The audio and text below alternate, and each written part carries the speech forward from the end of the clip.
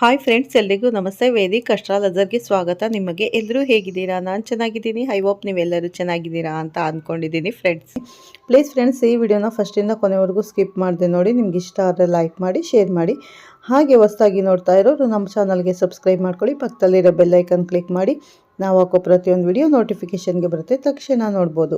ಇವತ್ತು ಸಂಕಷ್ಟ ಚತುರ್ಥಿ ಇರೋದ್ರಿಂದ ಉಪವಾಸ ವ್ರತ ಮಾಡಿ ಗಣೇಶನನ್ನು ಒಲಿಸ್ಕೋಬೇಕು ಅಂದರೆ ಗಣೇಶ ವ್ರತನ ತಪ್ಪದೆ ಮಾಡಿ. ಖಂಡಿತ ಗಣೇಶನಿಗೆ ಗರಿಕೆಯನ್ನು ಸಲ್ಲಿಸಿ ಪೂಜೆಯನ್ನು ಮಾಡಿ ಉಪವಾಸ ಮಾಡಿದರೆ ಮಂಗಳವಾರ ತುಂಬಾ ಒಳ್ಳೆಯದಾಗುತ್ತೆ. ಜೀವನದಲ್ಲಿ ಯಾವುದೇ ಕಷ್ಟಗಳಿದ್ರೂ ಕೂಡ ನಮ್ಮ ವಿಘ್ನ ವಿನಾಯಕ ಎಲ್ಲ ಕಷ್ಟಗಳನ್ನು ಪರಿಹಾರ ಮಾಡ್ತಾರೆ ಅಂತ ಹೇಳ್ತಾ ಈ ವಿಡಿಯೋನ ಸ್ಟಾರ್ಟ್ ಮಾಡೋಣ.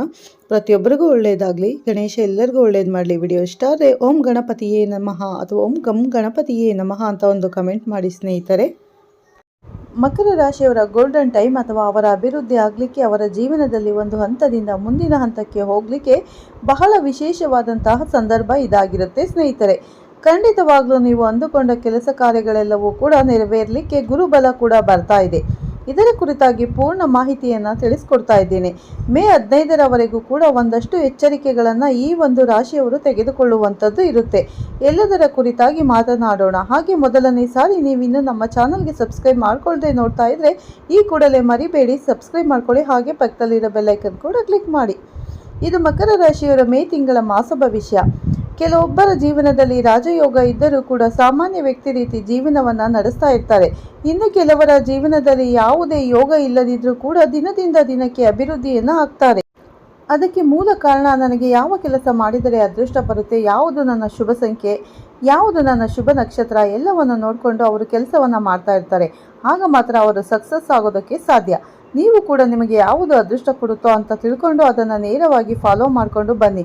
ನಿಮ್ಮ ಜೀವನದಲ್ಲಿ ಇರ್ತಕ್ಕಂಥ ಉದ್ಯೋಗ, ವ್ಯಾಪಾರ, ಗಂಡ ಹೆಂಡತಿ ಜೀವನ, ಪ್ರೀತಿ, ಪ್ರೇಮ ಸಮಸ್ಯೆಗಳು ಏನಾದರೂ ಆಗ್ತಾ ಇತ್ತು ಅಂದರೆ ನೇರವಾಗಿ ಬಂದು ನೀವು ಅದನ್ನು ಅಂದರೆ ಯಾರಾದರೂ ಹತ್ತಿರದ ಜ್ಯೋತಿಷಿಗೆ ನಿಮ್ಮ ಜಾತಕವನ್ನು ಒಮ್ಮೆ ತೋರಿಸಿ ಖಂಡಿತ ನಿಮಗೆ ಎಲ್ಲ ಪರಿಹಾರಗಳನ್ನು ಅವರು ತಿಳಿಸ್ಕೊಡ್ತಾರೆ ಸ್ನೇಹಿತರೆ. ಮೇ ತಿಂಗಳಲ್ಲಿ ಗ್ರಹಗಳ ಬದಲಾವಣೆಗಳು ಯಾವ ಮನೆಯಿಂದ ಯಾವ ಮನೆಗೆ ಹೋಗುತ್ತೆ ಅಂದರೆ, ಮೇ 1ಕ್ಕೆ ಬುಧ ಗ್ರಹ ಮೇಷರಾಶಿ ಪ್ರವೇಶ ಮಾಡುವಂಥದ್ದು, 11ನೇ ಮೇ ಕುಜಗ್ರಹ ಮೇಷರಾಶಿ ಪ್ರವೇಶ ಮಾಡುವಂಥದ್ದು, 15ನೇ ಮೇಗೆ ಶುಕ್ರ ಗ್ರಹ ಮಿಥುನ ರಾಶಿ ಪ್ರವೇಶ ಮಾಡುವಂಥದ್ದು, ಮತ್ತು 15ನೇ ಮೇಗೆ ಬುಧ ಗ್ರಹ ವೃಷಭ ರಾಶಿ ಪ್ರವೇಶ ಮಾಡುವಂಥದ್ದು, 15ನೇ ಮೇಗೆ ಸೂರ್ಯ ವೃಷಭ ರಾಶಿಯ ಪ್ರವೇಶವನ್ನು ಮಾಡುತ್ತೆ. ಹಾಗೆ ಈ 15ನೇ ಮೇ ಅನ್ನೋದು ಬಹಳ ವಿಶೇಷವಾಗಿರುವಂಥ ದಿನ.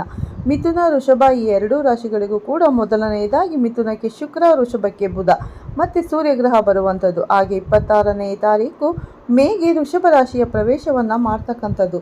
ಇನ್ನು 2ನೇ ಜೂನ್ ಕೂಡ ಈ ಕರ್ಕಾಟಕ ರಾಶಿಯ ಪ್ರವೇಶವನ್ನು ಗುರುಗ್ರಹ ಮಾಡುವಂಥದ್ದು. ಬಹಳ ವಿಶೇಷವಾಗಿರ್ತಕ್ಕಂಥ ದಿನಗಳಾಗಿರುತ್ತೆ. ಗುರು ಗೋಚಾರ ಫಲ ಹೇಗಿದೆ ಅಂತ ಹೇಳಿ ಈಗಾಗಲೇ ಪ್ರತಿಯೊಂದು ರಾಶಿ ಅನುಗುಣವಾಗಿ ಕೂಡ ವಿಡಿಯೋಗಳನ್ನು ನಾವು ಚಾನಲಲ್ಲಿ ಅಪ್ಲೋಡ್ ಆಗಿರುತ್ತೆ. ಅದು ನೀವು ಹೋಗಿ ಚೆಕ್ ಮಾಡ್ಕೊಳ್ಳಿ. ಗುರುಬಲ ಬರ್ತಾ ಇರುವಂಥ ರಾಶಿಗಳು ಯಾವುದು ಅಂತ ಹೇಳಿ ಪೂರ್ಣ ಮಾಹಿತಿಯನ್ನು ತಿಳಿಸಿ, ಜೊತೆಗೆ ಈ ಒಂದು ಗ್ರಹಚಾರಗಳು ಅಂದರೆ ಯಾವ ಮನೆಗೆ ಯಾವ ಪ್ರವೇಶ ಆಗುತ್ತೆ ಅಂತ ತಿಳ್ಕೊಂಡ್ರಲ್ಲ. ಇದರಿಂದಾಗಿ ನಿಮ್ಮ ರಾಶಿಗೆ ಏನು ಬದಲಾವಣೆಗಳಾಗುತ್ತೆ ಎಲ್ಲವನ್ನು ಕೂಡ ಪರಿಪೂರ್ಣವಾಗಿ ನೋಡೋಣ.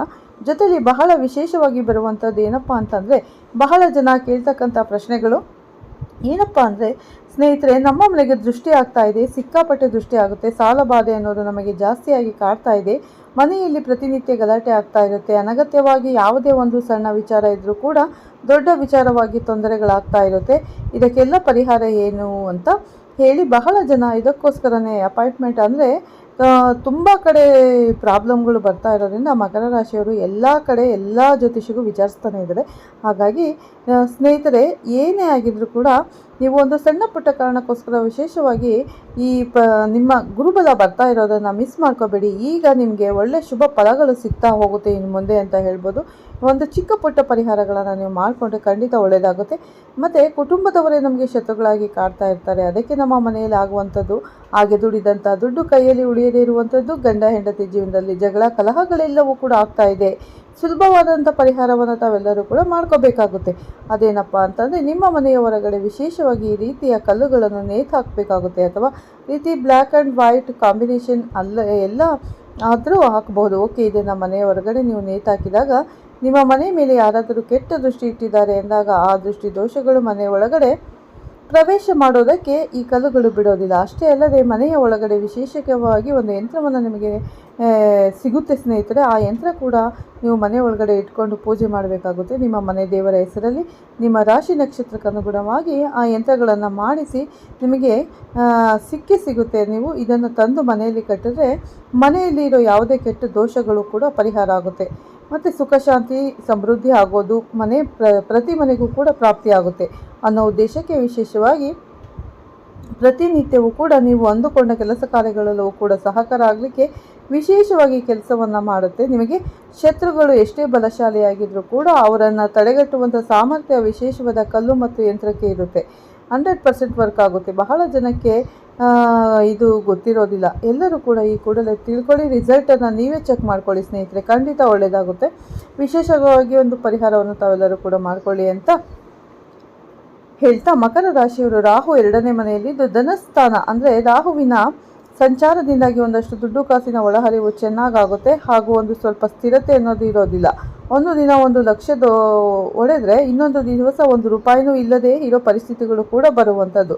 ಹಾಗೆ ಹಣ ಗಳಿಕೆಗೆ ಸೋಷಿಯಲ್ ಮೀಡಿಯಾ ಅಥವಾ ಡಿಜಿಟಲ್ ಅನ್ನು ಕರೆಕ್ಟಾಗಿ ಉಪಯೋಗಿಸಿಕೊಳ್ಳಿ. ಶನಿ 3ನೇ ಸ್ಥಾನದಲ್ಲಿ ಇರೋದ್ರಿಂದ ನಿಮಗೆ ಆತ್ಮಸ್ಥೈರ್ಯ ಅನ್ನೋದು ಹೆಚ್ಚಾಗುತ್ತೆ. ಮತ್ತು ಶಿಸ್ತಿನಿಂದ ಕೆಲಸ ಮಾಡಿದರೆ ವಿಳಂಬವಾದರೂ ಕೂಡ ಕೆಲಸ ಪೂರ್ಣ ಆಗುವಂಥದ್ದು. 6ನೇ ಮನೆಯಲ್ಲಿ ಗುರು ಸಂಚಾರ ಇರೋದ್ರಿಂದ ಧನಸ್ಥಾನದ ಮೇಲೆ ದೃಷ್ಟಿ ಇರೋದ್ರಿಂದ ಸಾಲ ತೀರಿಸುವುದಕ್ಕೆ ಸೂಕ್ತವಾದ ಸಂದರ್ಭ ಆಗಿರುವಂಥದ್ದು. 7ನೇ ಮನೆ ಗುರು ಹೋದ್ಮೇಲೆ ವಿವಾಹ ಯೋಗಗಳು ಬರುತ್ತೆ. ಅಥವಾ ಜೂನ್ ತಿಂಗಳ ನಂತರದಲ್ಲಿ ನಿಮ್ಮ 4ನೇ ಮನೆಯಲ್ಲಿ ಬುಧಾದಿತ್ಯ ಯೋಗ ಉಂಟಾಗ್ತಾ ಇರೋದ್ರಿಂದ ರಿಯಲ್ ಎಸ್ಟೇಟ್ ವ್ಯವಹಾರಗಳು ಅಥವಾ ವಿದ್ಯಾರ್ಥಿಗಳ ಎಲ್ಲರಿಗೂ ಕೂಡ ಶುಭ ಸಂದರ್ಭಗಳು ಇದಾಗಿರುತ್ತೆ. ವೃತ್ತಿ ಮತ್ತು ಉದ್ಯೋಗದಲ್ಲಿ ಇರುವಂಥವರಿಗೆ ವಿದೇಶ ಸಂಪರ್ಕದಿಂದ ಹೆಚ್ಚಿನ ಲಾಭ ಆಗುವಂಥ ಸಾಧ್ಯತೆ, ಉದ್ಯೋಗದಲ್ಲಿ ಬದಲಾವಣೆ ಆಗುವಂಥದ್ದು, ಸಂಬಳ ಹೆಚ್ಚಾಗುವಂಥ ಸಾಧ್ಯತೆ ಹಾಗೂ ಸರ್ಕಾರಿ ಅಧಿಕಾರಿಗಳಿಗೆ ವರ್ಗಾವಣೆ ಆಗುವಂಥ ಯೋಗ ಕೂಡ ಬರುತ್ತೆ ಸ್ನೇಹಿತರೆ.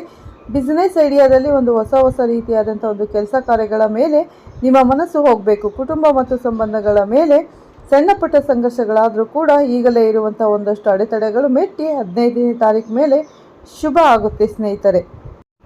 ಒಂದಷ್ಟು ಕೇತುವಿನ ಪ್ರಭಾವದಿಂದ ನಿಮ್ಮ ಸಂಗಾತಿ ನಿಮ್ಮಿಂದ ದೂರ ಆಗುವಂಥ ಸಾಧ್ಯತೆ ಕೂಡ ಬರುತ್ತೆ. ಆರೋಗ್ಯ ಅಂದಾಗ ಸ್ವಲ್ಪ BP ಶುಗರ್ ಬರುವಂಥ ಸಾಧ್ಯತೆ ಇರುತ್ತೆ. ಅದನ್ನು ಸ್ವಲ್ಪ ಕಂಟ್ರೋಲಲ್ಲಿ ಇಟ್ಕೊಳ್ಳೋದು ಒಳ್ಳೆಯದು. ಅಪಘಾತ ಅಥವಾ ಗಾಯಗಳಿಂದ ಒಂದಷ್ಟು ತೊಂದರೆಗಳಾಗುವಂಥ ಸಾಧ್ಯತೆ ಇರೋದ್ರಿಂದ ಎಚ್ಚರಿಕೆಯಿಂದ ಇರಿ ಅನ್ನೋ ಮಾತನ್ನು ಹೇಳ್ತೇನೆ. ಇನ್ನು ವಿದ್ಯಾರ್ಥಿಗಳಿಗೆ ಹೇಳಬೇಕು ಅಂತಂದರೆ, ಪಾರ್ಟಿ ಮಾಡುವಂಥದ್ದು ಅನಗತ್ಯ. ಓಡಾಟ ಮಾಡುವಂಥದ್ದನ್ನು ಅವಾಯ್ಡ್ ಮಾಡಿ. ಖಂಡಿತವಾಗ್ಲೂ ಮಕರ ರಾಶಿಯವರಿಗೆ ಶಿಸ್ತನ್ನು ಬೆಳೆಸಿಕೊಳ್ಳಬೇಕಾಗುತ್ತೆ. ಇದರಿಂದಾಗಿಯೇ ನಿಮಗೆ ಅಭಿವೃದ್ಧಿ ಅನ್ನೋದು ನಿಮ್ಮ ಜೀವನದಲ್ಲಿ ಆಗುವಂಥದ್ದು. ಕೆಲಸಗಳಲ್ಲಿ ಒಂದಷ್ಟು ಹಣವ್ಯಯ ಆಗಬಹುದು. ಕೋರ್ಟ್ ಕೇಸಲ್ಲಿ ಹಣವ್ಯಯ ಆಗ್ಬೋದು. ಪಿತ್ರಾರ್ಜಿತ ಆಸ್ತಿ ವಿಚಾರದಲ್ಲಿ ಜಯ ಸಿಗುವಂಥದ್ದು ಅಂಥದವರೆಗೂ ಹೋಗುತ್ತೆ. ಆದರೆ ಇನ್ನಷ್ಟು ಮುಂದೂಡಿಕೆ ಆಗುವಂಥದ್ದು ಜೂನ್ ನಂತರದಲ್ಲಿ ಅದಕ್ಕೊಂದು ಇತ್ಯರ್ಥ ಅನ್ನೋದಾಗುತ್ತೆ. ಮಕರ ರಾಶಿಯವರಿಗೆ ಈ ತಿಂಗಳು ಸಕ್ರಿಯವಾಗಿ ಕೆಲಸ ಮಾಡೋದ್ರಿಂದ ಒಂದಷ್ಟು ಲಾಭ ಆಗುವಂಥದ್ದು, ಒಂದಷ್ಟು ದೇವಸ್ಥಾನಗಳ ದರ್ಶನ ಆಗುವಂಥ ಯೋಗಗಳು ಕೂಡ ಇದೆ.